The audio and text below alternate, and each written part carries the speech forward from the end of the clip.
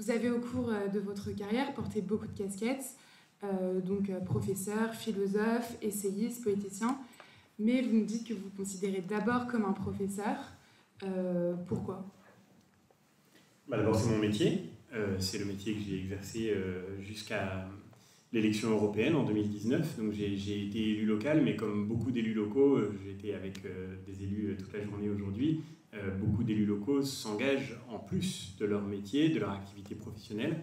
Et donc c'est ce que j'ai vécu moi aussi. Voilà, j'étais professeur à temps plein avec mes élèves, avec mes étudiants, et puis je consacrais une grande partie de mon temps libre à cet engagement dans la vie locale.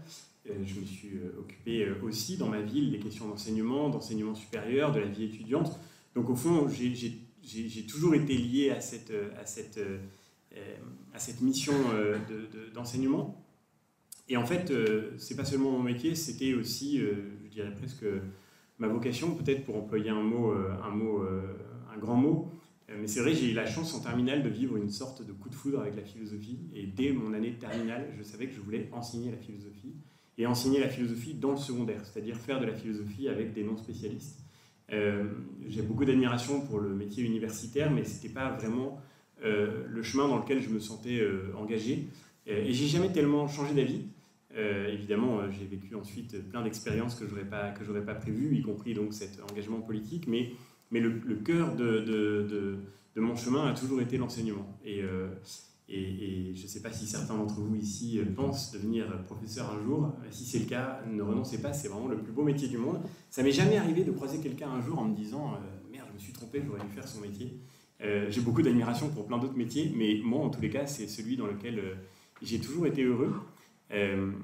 Et donc, voilà, c'est peut-être aussi, je vous le disais, s'il y a une clé de mon engagement politique, c'est peut-être aussi d'abord cette nécessité, peut-être même cette urgence que nous ressentons et que fait naître en nous le sentiment d'une crise que nous vivons ensemble, l'urgence de pouvoir préparer pour les générations futures un avenir qui soit meilleur, de pouvoir leur apporter la confiance et l'espoir dont elles ont besoin.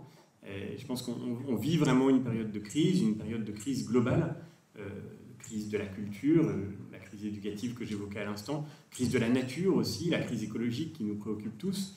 Et donc c'est cette envie de transmettre à ceux qui nous suivront ce que j'ai moi-même eu la chance de recevoir, qui je pense peut constituer aussi un levier de l'engagement politique, peut-être d'une certaine façon un autre moyen, une autre manière de traduire cet engagement comme professeur.